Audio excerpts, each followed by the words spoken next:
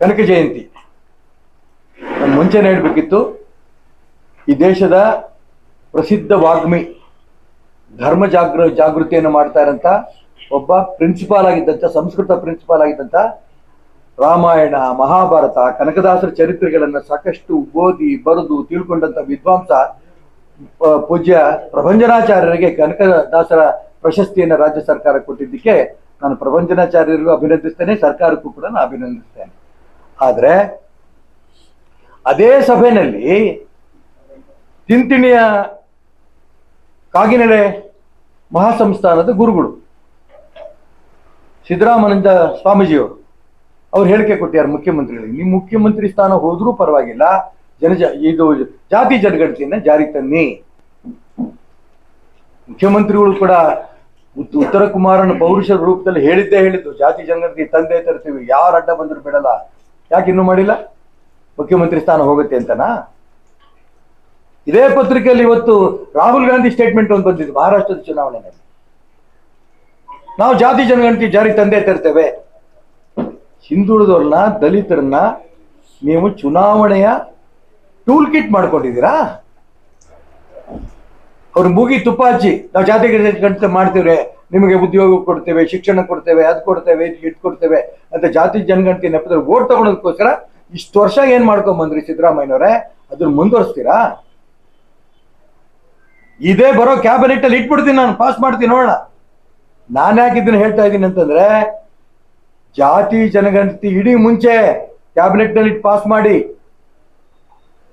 ಚರ್ಚೆ ಆಗ್ಲಿ, ವಿಧಾನಸಭೆಯಲ್ಲಿ ಚರ್ಚೆ ಆಗ್ಲಿ, ದೇಶದ ಎಲ್ಲಾ ಕಡೆನೂ ಚರ್ಚೆ ಆಗ್ಲಿ, ರಾಜ್ಯದ ಎಲ್ಲಾ ಕಡೆ ಚರ್ಚೆ ಆಗ್ಲಿ, ಯಾವ್ದು ಸರಿ ಇದೆ, ಯಾರು ತಪ್ಪಿದೆ ತಿದ್ದಿ.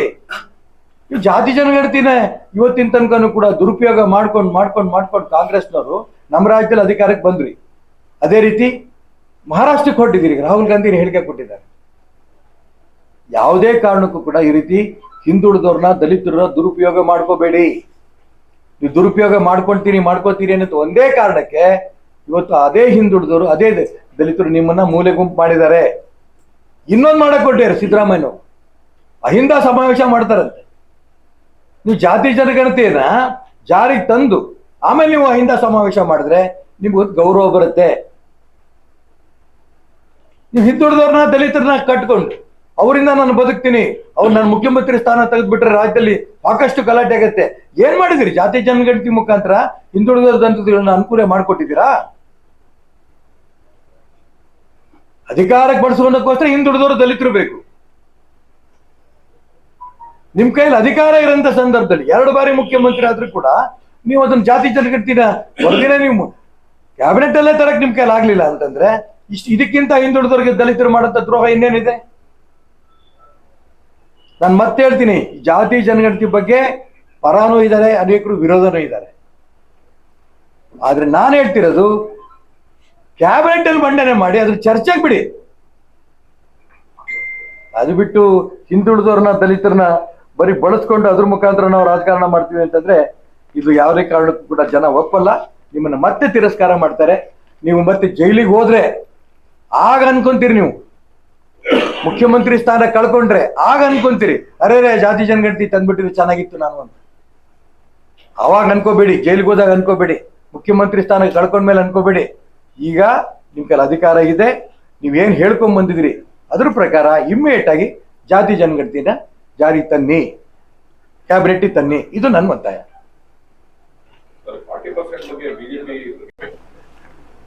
ನಮ್ಮ ನಿರೀಕ್ಷೆಗೆ ಮೀರಿ ಬ್ರಿಗೇಡ್ ಏನ್ ನಾವು ಸ್ಥಾಪನೆ ಮಾಡಕ್ ಹೊರಟಿದೀವಿ, ಅದಕ್ಕೆ ಬೆಂಬಲ ಸಿಗ್ತಾ ಇದೆ. ಕ್ರಾಂತಿವೀರ ಬ್ರಿಗೇಡ್ ಅನ್ನಂತ ಹೆಸರನ್ನ ಎಲ್ಲ ಸಾಧು ಸಂತರು ಸೇರಿ ಈಗಾಗಲೇ ಇಟ್ಟಿದ್ದಾರೆ. ಫೆಬ್ರವರಿ 4ನೇ ತಾರೀಕು ರಸ ಸಪ್ತಮಿ ದಿನ, ರಸ ಸಪ್ತಮಿ ಹೂನಪ್ಪ, ನಾನು ಹೇಳ್ತದೆ ರಸ ಹೇಳದ್ನ, ಹಾಗಾದ್ರೆ ತಿದ್ಕೋತೀನಿ. ರಥ ಸಪ್ತಮಿ, ಯಾಕೆಂದ್ರೆ ಮಾಂಸ ತಿಂದ್ಬಿಡ್ತಿಲ್ಲ, ನಾಲ್ಗೆ ತಿರ್ಗಲ್ಲ, ನಿಂದು ಅದೇ ಕತೆ.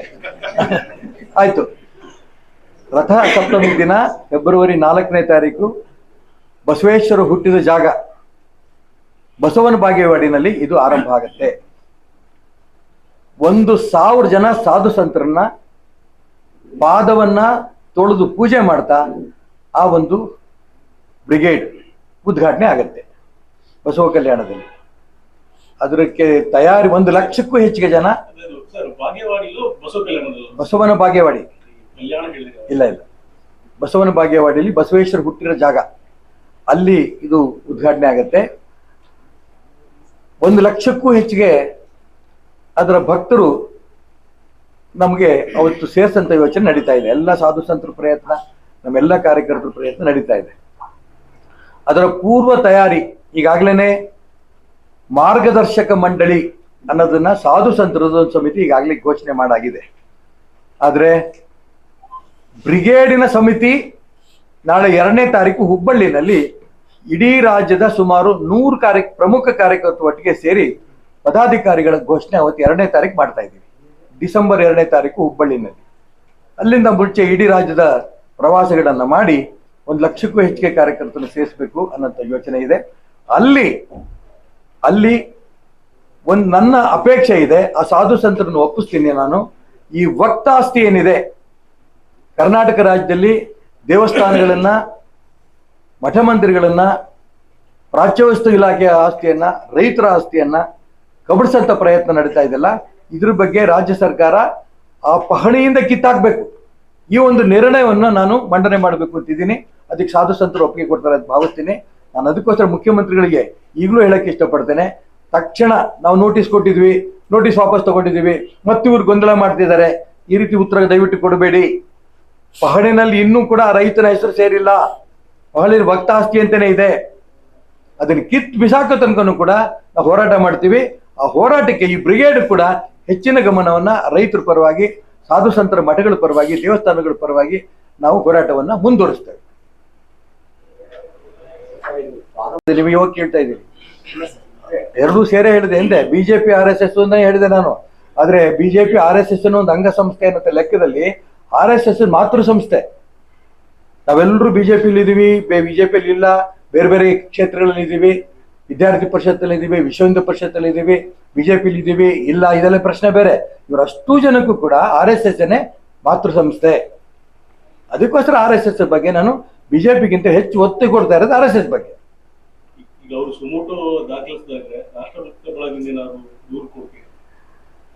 ಅಲ್ಲ, ನಾನು ಹೇಳ್ತಿರೋದು ಈ ಸರ್ಕಾರಕ್ಕೆ, ಈ ಕಾಂಗ್ರೆಸ್ ಸರ್ಕಾರಕ್ಕೆ, ಕಾಂಗ್ರೆಸ್ ಪಕ್ಷಕ್ಕೆ ಮಾನ ಮರ್ಯಾದೆ ಏನೂ ಇಲ್ಲ.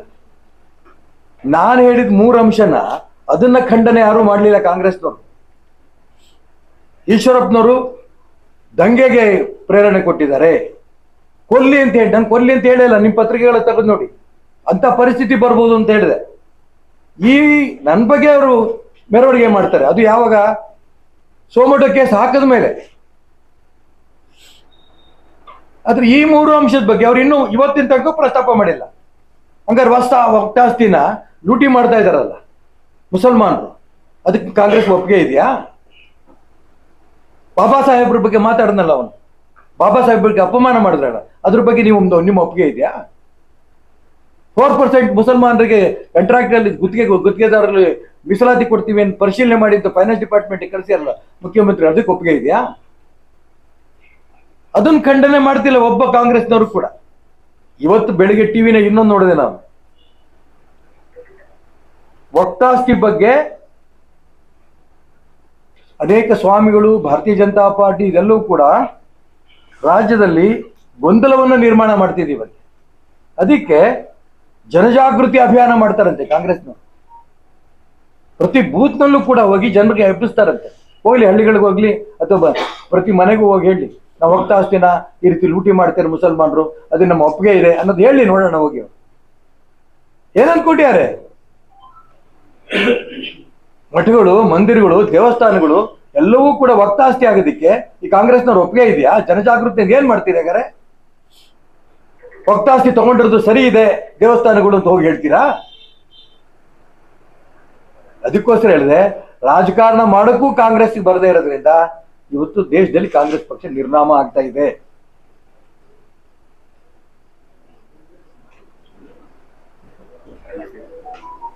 ಇನ್ನೊಂದು, ನಿನ್ನೆ ನನ್ನ ಮೇಲೆ ಆರೋಪ ಬಂದಿದ್ದು, ಅವ್ರು ಏನೇ ಆರೋಪ ಬರೋದು ನಾನು ಕಾಯ್ಲಿಲ್ಲ.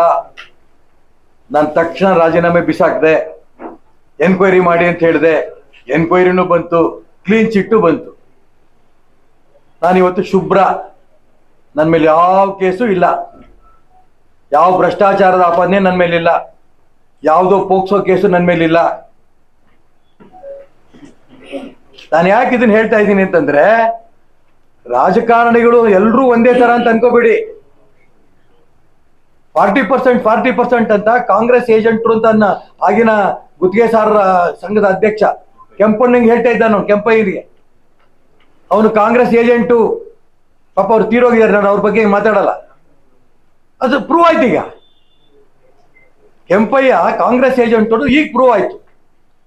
ಅವರೇ ಕಾಂಗ್ರೆಸ್ ಸರ್ಕಾರವೇ ನೇಮಕ ಮಾಡಿದಂತ ಸಮಿತಿ ಇವತ್ತು ರಿಪೋರ್ಟ್ ಕೊಟ್ಟಿದೆ. 40% ಅವಾಗ ನಡೆದಿಲ್ಲ. ಈಗ ಅವಾಗ ನಾವು ಆಪಾದನೆ ಮಾಡೋದು ತಪ್ಪು ಅಂತ ಕ್ಷಮೆನಾರ ಕೇಳ್ಬೇಕು ತಾನೆ.